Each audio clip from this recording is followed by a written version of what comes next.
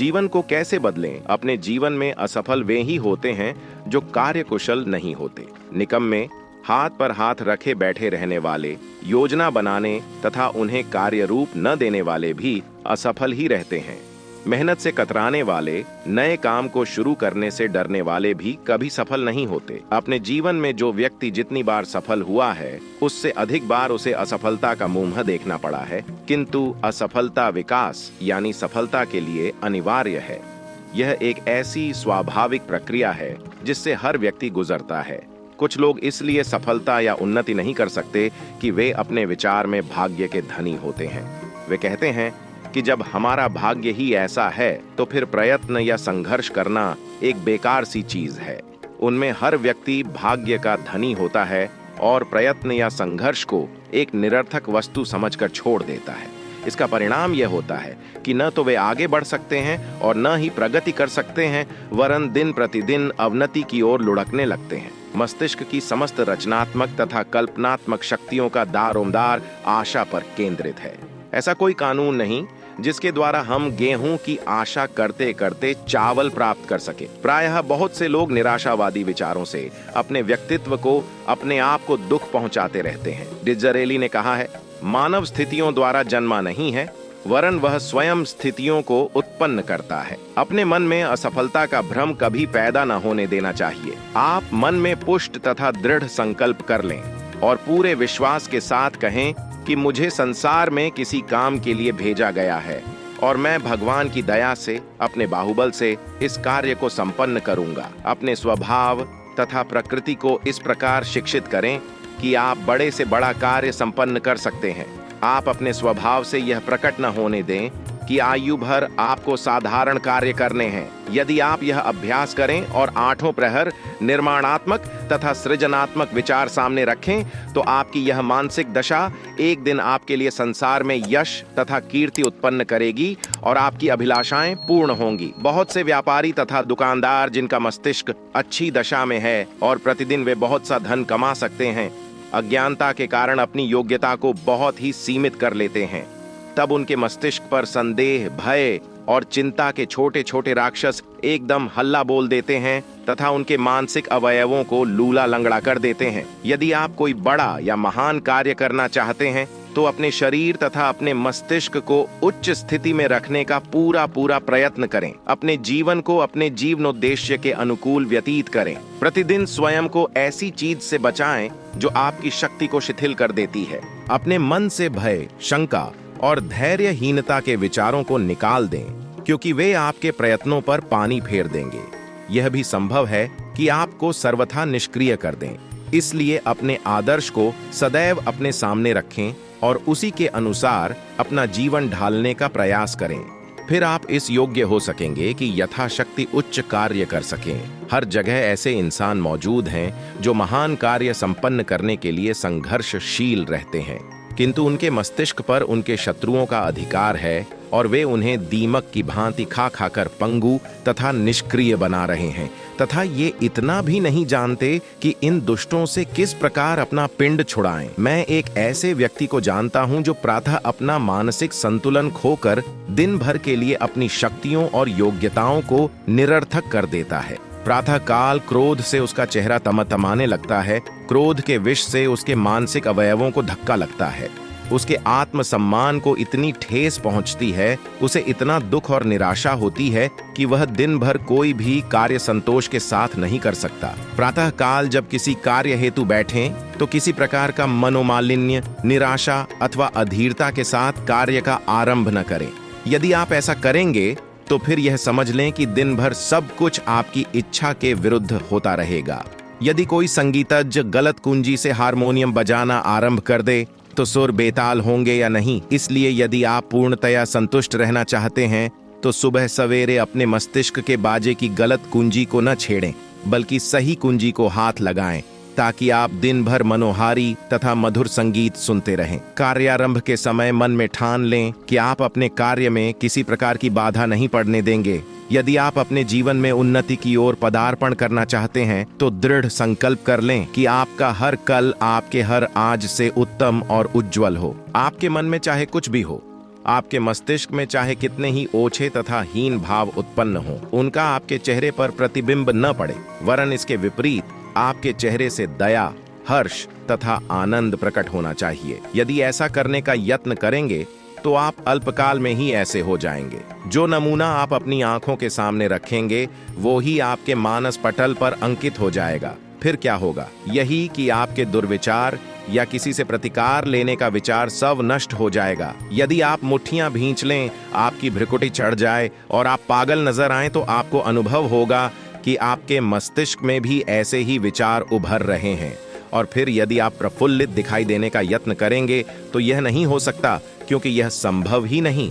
शरीर का प्रत्येक अंग इस विचार, संकल्प तथा अनुभूति का आज्ञाकारी है जो मस्तिष्क में जमे हैं और मन पर अधिकार किए हुए हैं। इसी विचार तथा संकल्पानुसार हर अवयव की शक्ल बन जाएगी। संसार में ऐसी कोई वस्तु नहीं जो इस अवश्यंभावी और कठोर व्यवहार को रोक सके। यदि उसे कोई रोक सकता है, उसमें परिवर्तन कर सकता है, तो वह विचारों की संपूर्ण क्रांति है। इतनी बड़ी क्रांति कि मन के विचार सर्वथा उलटे हो जाएं। मन या मस्तिष्क का प्रभाव शरीर पर अवश्य पड़ता है, किंतु उसके भी नियम हैं और ये नियम अटल हैं, जिनमें कोई परिवर्तन नहीं हो सकता। यह बात असंभव है कि हम अपने विचारों तथा अनुभूतियों को छिपा सकें। हमारा चेहरा ही हमारी चुगली कर देता है। हम विचार की उपमा उस हथौड़े से दे सकते हैं जो हमारे शरीर तथा हृदय पर हर क्षण अपनी चोट करता रहता है।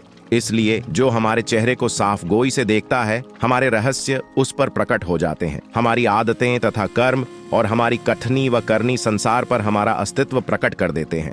विचार मन और मस्तिष्क पर छा जाता है और जीवन के उद्देश्य में परिवर्तन कर देता है। वास्तव में जो बात, विचार या सुझाव मन में आता है, चाहे वह कहीं से भी आए, वह शारीरिक कोशों और कोठरियों पर अंकित हो जाता है। स्वभाव पर उसका प्रभाव पड़ता है और आपके चेहरे से वह प्रकट हो जाता है।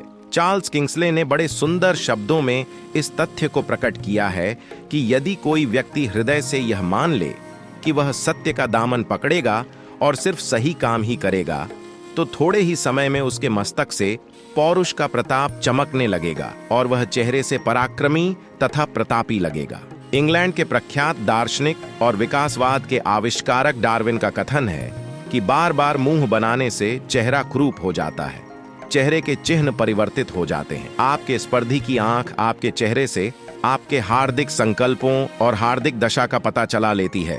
यहाँ तक कि जो व्यक्ति सदा हंसता रहे वह प्रसन्न चित्त बन जाता है और जो हर समय चिंतन करता रहे वह चिंतक बन जाता है।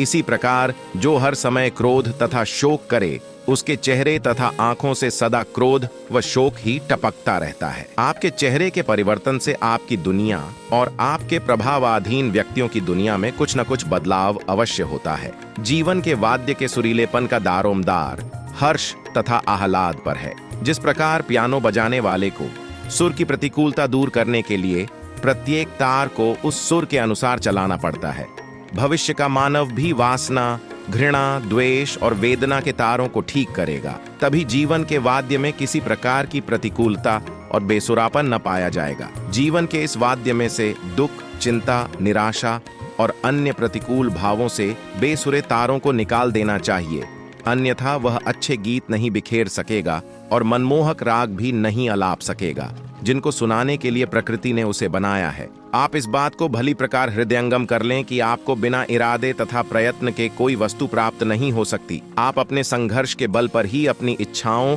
और अपनी अभिलाषाओं का उद्यान खिला सकते हैं। यदि आपने स्थिरचित्त होकर अपने विचार को सफलता पर केंद्रित रखा तो आपको यह देखकर आश्चर्य होगा कि आपको कितना लाभ हुआ है। सदा स्वयं से किसी बड़ी वस्तु, किसी महान कार्य की आशा रखें और संदेह आदि से अपनी योग्यता को ठेस न पहुंचाएं। नियति ने इंसान को बनाया ही ऐसा है कि वह सर्वश्रेष्ठ कार्य अधिकाधिक प्रसन्नता की दशा में कर सकता है। उसका सृजन ही हर्ष उल्लास पर हुआ है, इसलिए जब वह प्रसन्न होता है उस समय वह श्रेष्ठ योग्यता का स्वामी होता है। प्रतिकूलता और सुरीलेपन का अभाव इंसान के कारनामों का शत्रु है, उसके आराम तथा हर्ष के लिए हत्यारा है। हमारे व्यक्तित्व में जो शक्ति है वह उसे अधिकाधिक कम करने तथा काटने वाली है। जब मन किसी भी कारण से दुखी हो अथवा जब आत्मा एवं शरीर में अनुकूलता न हो उस समय एक उच्च कोटि का साजिंदा भी पूरी तरह स्वतंत्र होकर जीवन का राग नहीं अलाप सकता। बहुत से लोग इस बात को नहीं समझते कि लड़ाई झगड़े, उपद्रव, चिंता एवं शोक आदि से कितनी मानवीय शक्ति नष्ट होती है और प्रकृति में दोष उत्पन्न हो जाता है। यदि आपको व्यर्थ ही क्रोध आ जाए या किसी कष्ट अथवा चिंता की याद सताए, तो इन विचारों को अपने हृदय में स्थान न दें और न ही उन पर विचार करें। जब आप उन्हें मन के किसी कोने में शरण देंगे या दूसरों को ऐसे विचार रखने की प्रेरणा देंगे, तब आप वैसे ही विचारों को अपने मन में भी ले आएंगे और वे शनय शनय आपके अवयवों को शिथिल कर देंगे। इसलिए अपनी पीड़ाएं कभी दूसरे को न बताएं, बल्कि जब उनका विचार आए तो मन को दूसरी ओर प्रवृत्त कर दें। इस प्रकार उसका प्रभाव नष्ट हो जाएगा। दिन भर के परिश्रम के पश्चात आते ही पलंग पर न लेटें और न ही आराम कुर्सी पर लंबे होने की चेष्टा करें। अपनी थकान या अपनी विवशता प्रकट न करें और न खुद से कहो कि आज बहुत कार्य किया, बल्कि इसके विपरीत विचार को मन में लाएं। तब आपको यह देखकर आश्चर्य होगा कि आप एकदम ताजा दम हो गए हैं और आपकी थकान बिल्कुल दूर हो गई है। यदि आप यह सोचते हैं कि आप अमुक कार्य करने से बुरी तरह थक जाएंगे, उस कार्य में आपकी समस्त शक्ति नष्ट हो जाएगी, तो उस विचार को मन से निकाल दें। दरअसल आपकी दशा के साथ आपके विचार का गहरा संबंध है। इसे इस प्रकार समझ लें कि विचार ही शक्ति है। जिस विचार से आपको कष्ट पहुंचता है, तुरंत उसके प्रतिकूल विचार को अपने मस्तिष्क में लाने का प्रयत्न करें।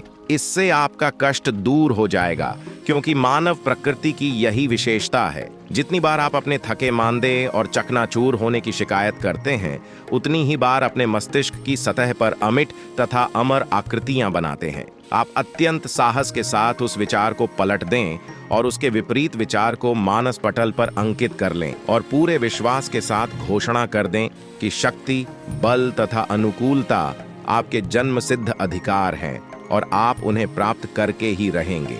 जिस व्यक्ति की यह इच्छा हो कि वह अपनी विपत्तियों और पीड़ाओं को बदल डाले, वह बड़ी आसानी से ऐसा कर सकता है। इसके लिए थोड़े से वैयक्तिक अभ्यास की आवश्यकता है। जो विचार अथवा भ्रम उसे पीड़ित करता है, उसे बदल डालें। फिर क्या होगा? उसकी समस्त प्रवृत्ति बदल जाएगी। वह कुछ से कुछ हो जाएगा और बिल्कुल नया इंसान बन जाएगा। जिस प्रकार हम दूसरों की पीड़ा पर सांत्वना का मरहम रखते हैं, उसी प्रकार हम अपनी चिंताओं और विपदाओं के घावों पर संतोष एवं सांत्वना का मरहम रख सकते हैं। जैसे हम दूसरों को प्रोत्साहन देते हैं, निराश होने से वंचित रखते हैं, हम अपने व्यक्तित्व से भी वैसा ही व्यवहार कर सकते हैं। अपने जीवन को आप तभी बदल सकते हैं जब अपने अंतर तथा मस्तिष्क को सदा शुभ तथा अच्छे कार्यों में व्यस्त रखें। जीवन में इतना काम करें कि आपको बुरी बातें सोचने और चिंता करने का समय ही न मिले। प्रसन्नता तथा समृद्धि के शत्रुओं को आपके हृदय गृह में प्रवेश करने का अवसर न मिले। जो व्यक्ति स्वयं को किसी न किसी अच्छे काम में लगाए रखता है, वह सदा प्रसन्न रहता है। इसके विपरीत जो व्यक्ति बेकार पड़ा रहता है, निठल्ला होता है, कोई काम नहीं करता, उसके मस्तिष्क में बुरे विचार और अंतर में चिंताजनक भ्रम तथा सुझाव आते रहते हैं। हमें अपना जीवन दर्शन ऐसा बना लेना चाहिए कि हम हर्ष व उल्लास के अपने जन्म सिद्ध अधिकार को अपने शत्रुओं से, जो हर समय इस खजाने की चोरी की ताक में लगे रहते हैं, सुरक्षित रख सकें। हमारा कर्तव्य है कि हम पूरे बल तथा शक्ति के साथ हर एक ऐसे विचार, हर एक ऐसी बात और अपने मन तथा मस्तिष्क के प्रत्येक जानी दुश्मन का पुरुषों की भांति सामना कर सकें, जो हमारे मस्तिष्क में चिंता की उत्पत्ति करे, जिससे हमें दुख पहुंचे और जो हमारे मानसिक संतुलन से उस निर्मल संतोष को नष्ट भ्रष्ट कर दे। कुछ लोग बहुधा साधारण तथा हीन कार्य करते रहते हैं, यद्यपि उनकी प्रकृति में ऐसी सबल शक्तियां सोई पड़ी रहती हैं जिनके द्वारा वे बड़े बड़े काम पूरे कर सकते हैं। केवल उनको क्रियाशील करने तथा सजग करने की आवश्यकता है। अपने आप को वास्तविक ज्ञान प्राप्त करने की अनुमति दें। इस ज्ञान रूपी शक्ति से आपको अपार लाभ होगा। इससे आप अपनी प्रकृति के विशाल सागर में गोते लगा सकेंगे और आपको ऐसे अनमोल मोती मिलेंगे जिनके बारे में आपको किंचित भी भान न था कि वे आपकी संपत्ति हैं। आप यह भली भांति जानते और अनुभव करते हैं कि वस्तुतः आप वो ही हैं जो विचार करते हैं। दूसरे शब्दों में, व्यक्ति जिस विचार के साथ अपना तादात्म्य स्थापित कर लेता है, अर्थात उसे स्वीकार कर लेता है, वह वैसा ही बन जाता है। तात्पर्य यह कि व्यक्ति की चेतना जब इंद्रियों, बुद्धि और मन के साथ अपना एकात्म भाव जोड़ लेती है, तब वह वैसा ही विचार, अनुभव करने लगती है। उदाहरण के लिए, एक व्यक्ति अपने सामने किसी युवती को बात करते हुए देखता है, तब उस व्यक्ति के नेत्र तत्काल युवती के रंग रूप, आकार प्रकार एवं वस्त्रादि की सूचनाएं मस्तिष्क तक पहुंचा देते हैं। कान युवती की आवाज से संबंधित सूचनाएं भेजता है और नाक उसके शरीर और वस्त्रों की गंध का परिचय देने लगती है। इन सब सूचनाओं का विश्लेषण बुद्धि द्वारा उसी क्षण कर दिया जाता है। इसके साथ ही भूतकाल में हुए सुखद, दुखद या शून्य अनुभव भी इस विश्लेषण में जुड़ जाते हैं। सही तथ्य यह है कि बुद्धि का सारा विश्लेषण पुराने अनुभवों और प्रशिक्षण पर ही आधारित होता है। व्यक्ति की चेतना या जीवात्मा इस विश्लेषण के निष्कर्ष को जैसे ही अपना मान लेती है, तत्काल वह वैसा ही अनुभव करने लगती है। मन और बुद्धि द्वारा किए गए विश्लेषण अथवा निष्कर्ष को मानना या न मानना आपके अधिकार में है। अपने इस अधिकार का पूरा सदुपयोग करिए। विवेक या बुद्धि जिस कार्य को गलत माने, उसे मत स्वीकार करिए। प्रायः लोगों का विचार है कि उनके अंतर में कोई न कोई गुप्त योग्यता अवश्य विद्यमान है, जो कभी न कभी और किसी न किसी प्रकार स्वयमेव प्रकट हो जाएगी। फिर वे वही कार्य करेंगे जिसके वे पात्र हैं, किंतु यह सर्वथा असत्य है, अर्थात भारी भ्रम है। तथ्य यह है कि जब कोई आकस्मिक विपत्ति हमारे सिर पर आ पड़ती है, हमें कोई आकस्मिक अभियान पूरा करना होता है, उस समय उस आकस्मिक विपत्ति का सामना करने और उस आकस्मिक अभियान को पूरा करने के लिए हम जितनी महान शक्ति प्रकट करते हैं, वह हमारे अस्तित्व और हमारे अहं की एक हल्की सी झलक दिखाती है, जिसके बारे में हमारा यह विचार होता है कि वह कहां से आ गई, इससे पहले तो कहीं दिखाई न दी थी। इससे हमें यह शिक्षा प्राप्त करनी चाहिए कि हमारे अंदर कितनी महान योग्यताएं सुप्त हैं। हमारे आंतरिक समुद्र की तह में संभावनाओं के कितने बहुमूल्य मोती छिपे हुए हैं। वे व्यक्ति जो आज बड़े बड़े कार्य संपन्न कर रहे हैं, वे भी अपनी सामर्थ्य तथा संभावनाओं की उच्चतम सीढ़ी पर नहीं पहुंचे। वे अपनी संपूर्ण शक्ति व्यय नहीं करते। हमारे अंदर ऐसे भंडार सर्वथा निष्प्रयोजन पड़े हैं जिन तक किसी की पहुंच नहीं हुई। हमें उनसे लाभान्वित होना है और उन्हें काम में लाना है। हमें ऐसे नवयुवकों और साहसी लोगों पर आश्चर्य होता है जो अपने आप किसी मंजिल की ओर अग्रसर हो जाते हैं और किसी पूंजी या वैयक्तिक प्रभाव के बिना ही आश्चर्यजनक कार्य करते हैं। उन्हें देखकर हम कह सकते हैं, इनके अंदर तो पहले से ही यह योग्यता थी, किंतु यदि हम प्रयत्न करें तो संभवतः हमारे अंदर भी उन नवयुवकों के समान या उनसे भी अधिक शक्ति आ सकती है। बहुधा लोगों की ये सोच होती है कि जो कुछ हम कर रहे हैं उससे अधिक कुछ नहीं कर सकते।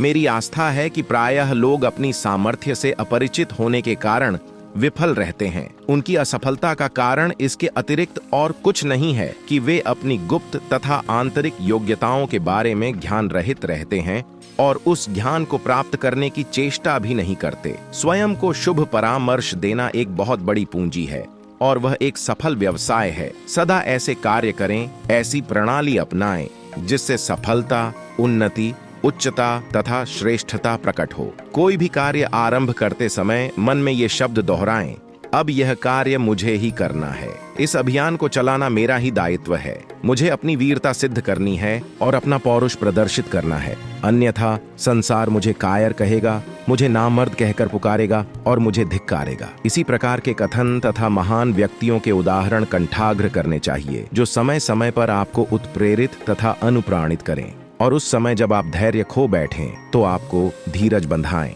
तो अब आप बताइए कि कौन कौन आज से नेगेटिव सोचना बंद करने वाला है।